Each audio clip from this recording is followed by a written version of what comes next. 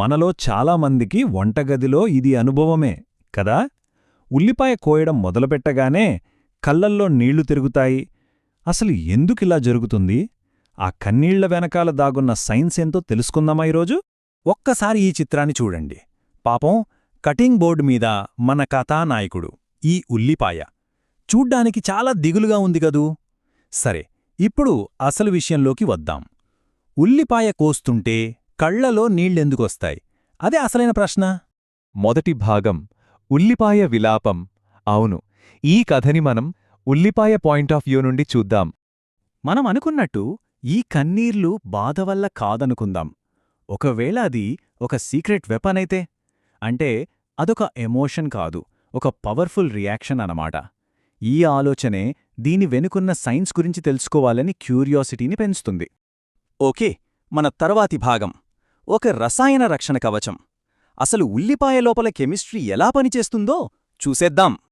మన కన్నీళ్ల వెనకున్న విలన్ ఇతనే, సిన్ ప్రోపనాథియల్ ఎస్ ఆక్సైడ్. వామ్మో, పేరేదో పెద్దగా ఉంది కదా, కాని దీని పని చాలా సింపుల్.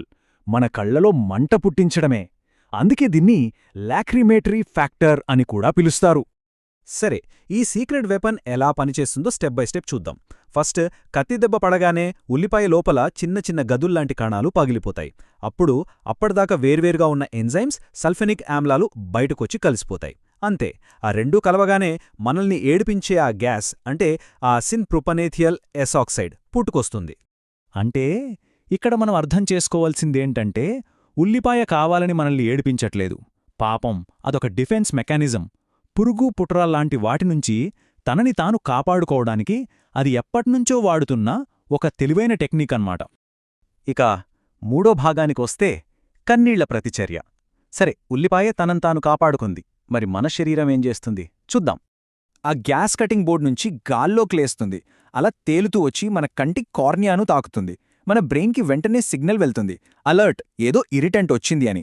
బ్రెయిన్ వెంటనే లాక్రిమల్ గ్లాండ్స్ని, అంటే మన కన్నీటి గ్రంథుల్ని అప్రమత్తం చేస్తుంది. అవి వెంటనే పని మొదలుపెట్టి ఆ కెమికల్ని కడిగి పారేయడానికి కన్నీళ్లను ప్రొడ్యూస్ చేస్తాయి. సో ఇది మన బాడీ డిఫెన్స్ మెకానిజం.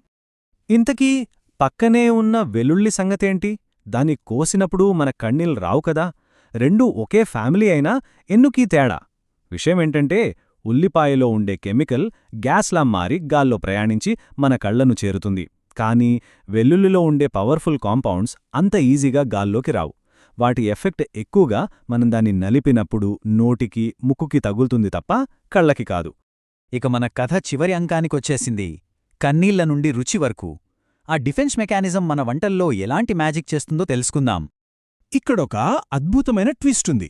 మనల్ని కంటతడి పెట్టించే ఆ సల్ఫర్ కాంపౌండ్సే ఉల్లిపాయకు ఆ అద్భుతమైన రుచిని కూడా ఇస్తాయి. నమ్మలేకపోతున్నారా? నిజం.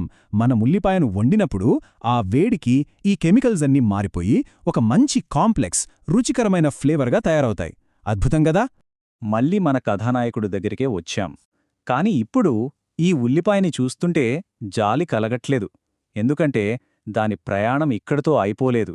ఇది ఒక గొప్ప ట్రాన్స్ఫర్మేషన్, మన భోజనానికి రుచిని పంచే ఒక అద్భుతమైన రూపాంతరం.